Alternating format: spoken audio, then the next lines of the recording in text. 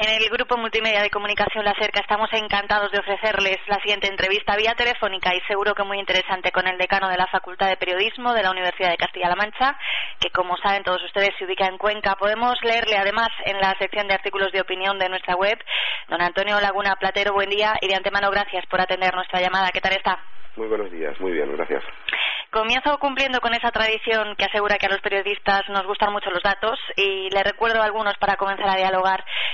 Solo en 2013 73 medios de comunicación cerraron, 4.434 periodistas perdieron su trabajo en nuestro país y si rebobinamos hasta el inicio de la crisis allá por 2008 la cifra de medios perdidos sube hasta 284 y el número de profesionales de la información en paro ha crecido un 132%, nada más y nada menos, convirtiéndose pues evidentemente en uno de los colectivos que más ha sufrido el azote de este gran bache. Partiendo de cifras como estas, ¿cómo acude uno cada mañana a la Facultad de Periodismo, en este caso de Castilla-La Mancha, en el campus de Cuenca, a formar a nuevos periodistas y sobre todo cómo se las ingenia para infundirles ánimo y esperanza frente a un panorama como este? Bueno, pues acudimos con una doble exigencia, ¿no? Por un lado, entender el porqué de esos datos y, en segundo lugar, establecer alternativas y, por tanto, propuestas de futuro. Es decir, nos encontramos, como ha señalado, en el peor momento posible de la historia de la profesión, pero al mismo tiempo entendemos que nos encontramos en una etapa de transición de la que tiene que salir una nueva forma, un nuevo modelo de negocio periodístico, una nueva forma de entender la profesión y, por tanto, ahí tenemos una responsabilidad mayúscula a todas las facultades y centros que nos dedicamos a la formación, ¿no? Uh-huh. ¿Se nota esa desesperanza o ese cierto desencanto ante lo que puede ser el futuro entre los chavales? Sin duda, es decir, nadie es ajeno en estos momentos a la gravísima situación por la que atraviesa el sector y en ese sentido, bueno, pues lo que intentamos en estos momentos es establecer con toda nitidez qué es lo que está pasando y, como señalaba antes, qué es lo que nos puede en estos momentos marcar las líneas de futuro. Por ejemplo, pues hace breves fechas pues manteníamos una serie de encuentros sobre lo que está significando el periodismo cooperativo, es decir, nuevas fórmulas de periodismo emprendedor que están apuntando y que están marcando un contrapunto a todos los datos que antes señalabas, porque siendo todo cierto, que siendo muy preciso todo lo que estabas diciendo, también es cierto que entre 2010 y 2013 han aparecido más medios que nunca en otro soporte, bien es cierto, pero más medios que nunca, es decir, nos encontramos ante esta paradoja, en el momento en que más está cayendo la ocupación y las cabeceras tradicionales, sin embargo están aflorando de una forma reiterada e intensa otras que, bueno, tienen suerte desigual, pero como digo, lo que nos están indicando es que está feneciendo una forma tradicional de entender el negocio de la comunicación y, por otro lado, no acaba de nacer, pero sí que está apuntando una nueva forma de entender el periodismo. Hacia ahí apunta el futuro, evidentemente, ¿no es así? Y sobre todo de la mano de las nuevas tecnologías y del enorme soporte y el enorme abanico de posibilidades que abre Internet. Sí, sin duda.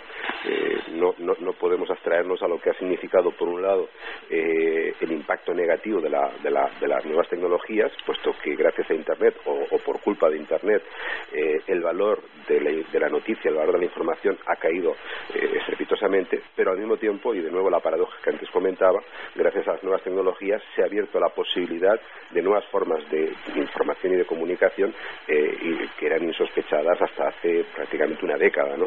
Y en ese sentido, bueno, pues la facultad que tenemos en Castilla-La Mancha y que está ubicada, como he señalado, en Cuenca, pues intenta apostar de una manera muy clara y muy nítida por lo que puede significar esta fórmula llamada de periodismo digital, ¿no? De periodismo a través de las redes, a través de la red Internet, como una de las posibilidades de futuro, ¿no? Y en ello estamos. Siempre se nos ha venido a denominar como el cuarto poder, aunque en algún momento del camino debimos perder entre todos esa fuerza o parte de ella. Actualmente, bien es cierto que gracias al trabajo de muchos periodistas se han destapado y se están destapando casos, por ejemplo, de corrupción que han tocado mucho a la gente, pero no obstante la profesión de periodista pues sigue siendo una de las peor valoradas por la opinión pública, sobre todo porque la gran mayoría de la audiencia o de la potencial audiencia pues cada vez señala más a la manipulación que se le presupone a cualquier medio de comunicación. ¿Cómo cree que se puede luchar contra esto? Bueno, en estos momentos nos encontramos, como bien señalas, ante una crisis de todo lo que significa intermediación o puente entre lo que son los ciudadanos y sus instituciones. Es decir, han caído en credibilidad los sindicatos, han caído en credibilidad los políticos y los periodistas, en tanto en cuanto también somos parte de esa mediación, pues no nos hemos librado. Esta crisis de credibilidad ha afectado también de una manera muy importante a lo que está significando pues el interés de los ciudadanos por los medios tradicionales y por tanto sería otro factor que explicaría la caída de compras de periódicos o la caída, pues en este caso, de seguimiento de los medios audiovisuales. Lo que está claro es que sin la existencia de un sector de la comunicación periodística potente, sin la existencia en definitiva de ese cuarto poder al que tú te referías, no se entendería el funcionamiento de un sistema político democrático. Es decir, nos encontraríamos con que la impunidad del poder crecería, con que los casos de corrupción no se conocerían, volveríamos a etapas anteriores y en definitiva con que la dictadura más escabrosa y más cínica volvería a existir. Esa es la gran lección que tienen que tener muy claro todos los ciudadanos, que no por repetida deja de ser una verdad, ¿no? De que sin periodismo no puede existir democracia, sin periodismo de calidad, sin información día a día de lo que hace el poder, sin la obligada transparencia a que el periodismo obliga al poder, no puede existir democracia, ¿no? Y esa es la gran lección que hay que repetir una y otra vez. Pero también es cierto que a la larga prácticamente todos los medios de alguna manera están supeditados a unas directrices. En los medios públicos los propios trabajadores denuncian que son obligados a manipular por los gobiernos de turno, como está ocurriendo ahora mismo desde el comité de empresa de la propia Radio Televisión Pública de Castilla-La Mancha. Y luego en la mayoría de los privados la mayor parte de la financiación proviene o ha procedido pues siempre tradicionalmente de las administraciones. ¿Cómo se puede devolver a la profesión la calidad de casi servicio público que debería tener y no de mero negocio al que evidentemente la gente le presupone ciertos intereses? No, tienes toda la razón lo que acabas de señalar. Es decir, por un lado, el planteamiento estricto del periodismo como un negocio lleva a que el interés del beneficio esté por encima de cualquier otro tipo de objetivo.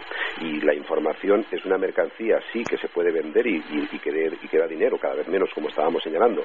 Pero además de una mercancía, es un producto social básico para forjar conciencias y, como decíamos, para facilitar la participación política.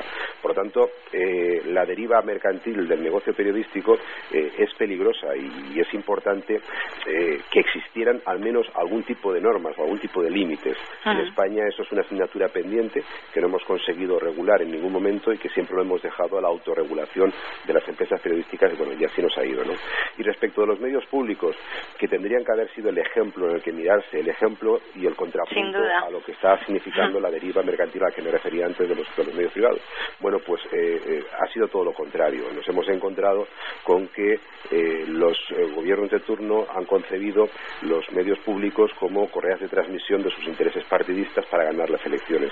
Y por tanto han dado un ejemplo muy negativo. Lo que está pasando en Castilla-La Mancha, lo que está pasando en otras comunidades como Madrid, no son ni más ni menos que el ejemplo negativo, ¿no?, de lo que tiene que ser un modelo público de comunicación. Y en ese sentido, bueno, pues crisis sobre crisis, ¿no? Lo que antes señalábamos de una crisis generalizada de un modelo de comunicación basada en el negocio de vender noticias, ahora se le añade, en el caso español, una crisis porque la alternativa pública no está ni se le espera, ¿no?, en estos momentos. Y ese es otro de los grandes problemas que, pues diferencia a España de otros países, ¿no? No tenemos ese contrapunto ni en estos momentos parece que apunta por ningún lado, ¿no? No está ni se le espera, pero el problema es que quienes están en la cima de los medios de comunicación, en los órganos de dirección, sí que esperan que aquello vuelva. Entonces es un poco una situación como de, no sé, de desasosiego quizá, o no sé si usted la percibe así. Yo no sé si los dirigentes de los medios esperan volver a una situación anterior. Es posible que si se recupera la economía, uno de los ingresos básicos, como es la publicidad, se pueda recuperar algo. Pero yo estoy convencido de que ya no va a volver a ser lo mismo, pase lo que pase, el mundo de la comunicación después de esta crisis. Insisto en que las nuevas tecnologías han tenido un impacto negativo, pero también han permitido que empiece a florecer otro tipo de medios que empiece a plantearse otra forma de entender la comunicación, que en algunos casos tiene una deriva negativa, aquella llamada periodismo ciudadano, en la que se confunde las fuentes habituales y tradicionales con periodismo, y en otras, sin embargo, pues tiene la posibilidad de permitir ser tribuna y en constante reciprocidad a gente que antes era imposible que pudiera participar en los medios, ¿no? Por tanto, lo que va a venir más tarde o más temprano no creo que sea idéntico o que sea lo mismo que ya teníamos. Y por otro lado, este país tarde o temprano también tendrá que replantearse qué modelo de comunicación pública, porque vivimos y asistimos con esta embestida neoliberal a una crisis de todo lo público: la sanidad, la educación, las prestaciones sociales, el estado del bienestar en definitiva, ¿no? Pero nadie se ha parado a pensar que en ese estado de bienestar y en ese estado democrático la información es otro elemento fundamental, y que sin unos servicios públicos que garanticen lo que las empresas privadas a veces no lo pueden hacer, no se puede concebir un estado democrático stricto sensu, no se puede concebir una participación política de calidad, no se puede concebir un funcionamiento del poder con transparencia, etcétera, etcétera. Se está hablando mucho últimamente en nuestra región, como no podía ser menos, del que se da el Colegio de Periodistas de Castilla-La Mancha, y especialmente de la polémica creada en torno a esos dos frentes de opinión que parecen haberse abierto sobre si los titulados deben o no colegiarse. En principio, una profesión en la cuyo mal endémico ha sido y es que un altísimo porcentaje de quienes la ejercen no son profesionales de la comunicación, es decir, un intrusismo supino incluso, y sobre todo también en los niveles de dirección de los medios, pues no parece muy lógico que se permita colegiarse a quienes carecen de título profesional. ¿Cuál es su postura al respecto? Pues mi postura, que he expresado por escrito, como decías al principio de la entrevista, es en efecto en la línea de lo que tú comentas. Entiendo que en estas circunstancias económicas y sociales en las que se encuentra la profesión, de enorme precariedad, de despidos constantes, de regulaciones de empleo que provocan cierres de medios, etcétera, etcétera, es más necesario que nunca que miremos hacia la profesión, que nos planteemos dignificarla, que nos planteemos convertirla en un punto de referencia fundamental para lo que tenga que venir en el futuro, y por lo tanto que empecemos a quitarnos de encima complejos de inferioridad con relación, por ejemplo, a otras fórmulas de organización colegial como abogados o médicos, y que asumamos de una vez por todas que ser periodista significa, primero que nada, ser una persona formada con conocimientos complejos a veces y muy precisos en el ámbito de las ciencias de la comunicación, y por otro lado que ser periodista significa también asumir una responsabilidad muy importante, como hemos dicho antes, que es jugar un papel de corresponsabilidad de la formación de conciencia.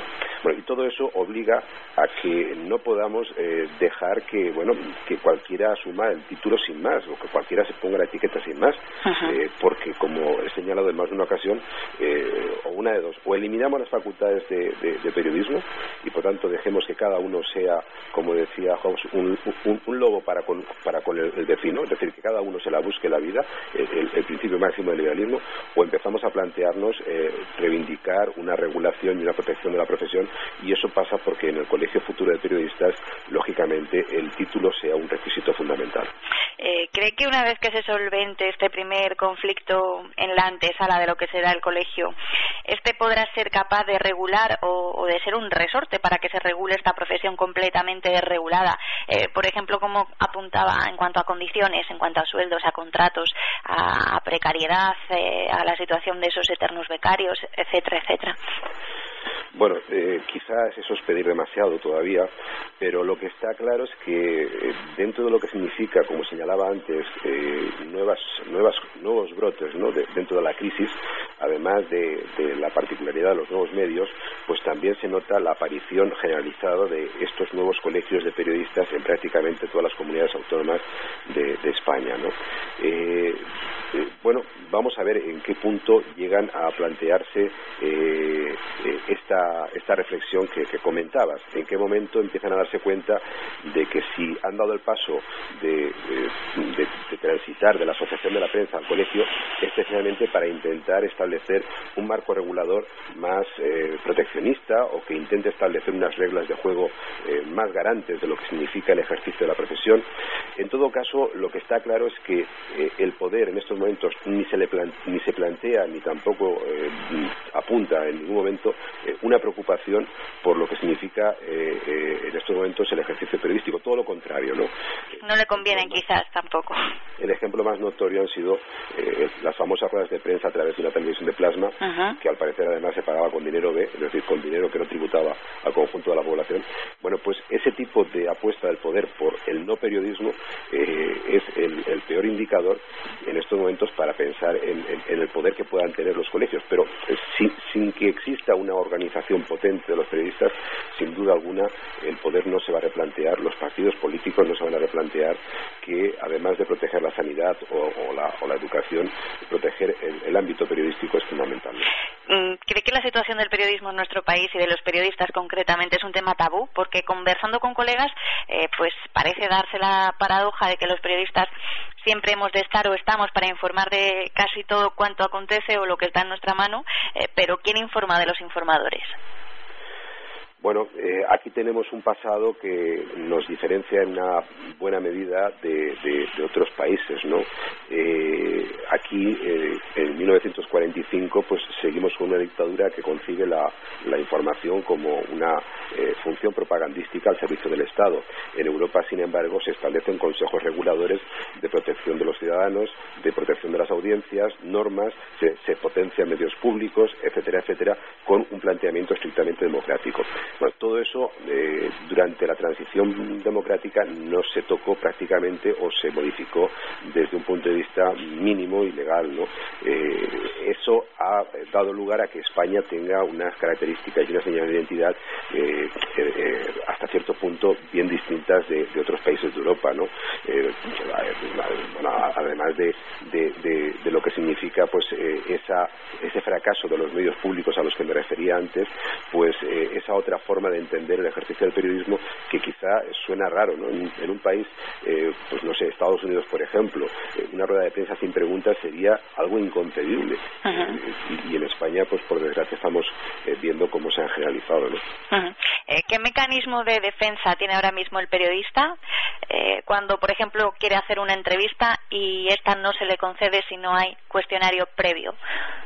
Bueno, pues como decimos, la desprotección y la desregulación lo que han provocado es que sea una persona muy indefensa. Si el político no está por la labor y quiere pactar las preguntas y quiere condicionar las respuestas, etcétera, etcétera, pues nos vamos a encontrar con que tiene muchísimas más posibilidades que el periodista, desde llamar al medio, desde amenazar, desde intentar boicotear a través de cualquier tipo de publicidad institucional. Es decir, tiene todos los recursos en estos momentos, mientras que el periodista apenas tiene ninguna opción. Y bueno, tan solo en momentos muy puntuales, como cuando los fotoperiodistas se plantaron y no quisieron hacer fotografías al presidente del gobierno, o cuando en algún momento determinado se ha planteado la posibilidad de boicotear pues a lo que antes decía, ¿no? Ruedas de prensa donde no hayan preguntas, no asistir.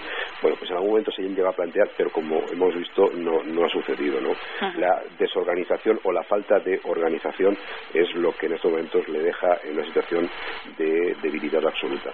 La Facultad de Periodismo en la Universidad de Castilla-La Mancha es joven, pero ¿con qué espíritu ha nacido y sobre todo con qué intenciones en cuanto a novedades para lograr, por ejemplo, que los profesionales que salen de ahí se diferencien de alguna manera y tengan más opciones?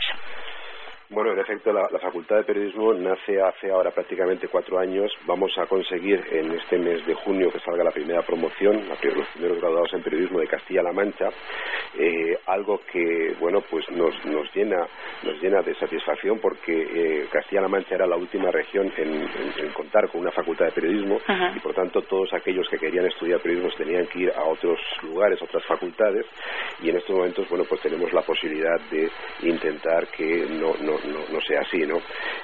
Bueno, intentamos, como hemos dicho al principio, pues a pesar de todas las limitaciones con las que nos hemos encontrado por el camino, a pesar de los recortes y de las dificultades para conformar una plantilla estable de profesorado por la imposibilidad de convocar plazas, en fin, a pesar de todos los pesares, hemos intentado que los futuros profesionales de Castilla-La Mancha tengan la mejor formación posible, la que entendemos que está en estos momentos a la altura de los grandes retos que nos rodean, y por tanto lo que intentamos transmitirles es que más allá de los problemas y más allá de los temores, lo importante es la gran capacidad que estamos intentando transmitirles para hacer frente a todo eso, ¿no? Lo que les decimos es que pase lo que pase, en ellos va a estar la posibilidad de columbrar este nuevo periodismo que antes refería y que entiendo va a ser el que marque el periodismo del siglo XXI, ¿no? Estamos a las puertas del Día Mundial de la Libertad de Prensa, que es el 3 de mayo. ¿Recuerdo, utopía o meta alcanzable? Bueno, sí, yo creo que tiene que ser una meta alcanzable, ¿no? Porque es una de las bases, uno de los pilares fundamentales, ¿no? de los derechos fundamentales de las personas. Sin libertad de expresión no se puede entender la dignidad humana y no se puede entender el funcionamiento regular y normal de cualquier tipo de sistema político. Por tanto, tiene que ser una meta lógica y alcanzable, y por eso se tiene que recordar constantemente. Nosotros como facultad declaramos el día 3 de mayo como la festividad de nuestra institución, de nuestra facultad, y con ese motivo pues llevamos a cabo distintos actos, distintos contenidos. Uh-huh. Y bueno, pues este año me gustaría destacar que vamos a realizar a través de los alumnos y con los medios técnicos propios de la facultad un programa de preguntas directas al alcalde de la ciudad de Cuenca, uh-huh, con el formato famoso aquel de tengo una pregunta para usted. Es decir, vamos a llevar a cabo en la facultad un ejemplo de lo que significa el ejercicio normal del periodismo sin que los políticos tengan que tener ningún tipo de recelo o de miedo, ¿no? Además de recordar pues a los periodistas que durante el año 2013 pues han caído ejerciendo su función y su actividad profesional, y reivindicando de nuevo lo que es este principio básico para la profesión, ¿no? Don Antonio Laguna, feliz Día Mundial de la Libertad de Prensa por adelantado. Bueno, pues muchas gracias. Un placer conversar con usted sobre este tema que es la vocación de tantos de nosotros. Pues muchas gracias a vosotros, y cuando queráis sabéis dónde estamos. Igualmente, gracias.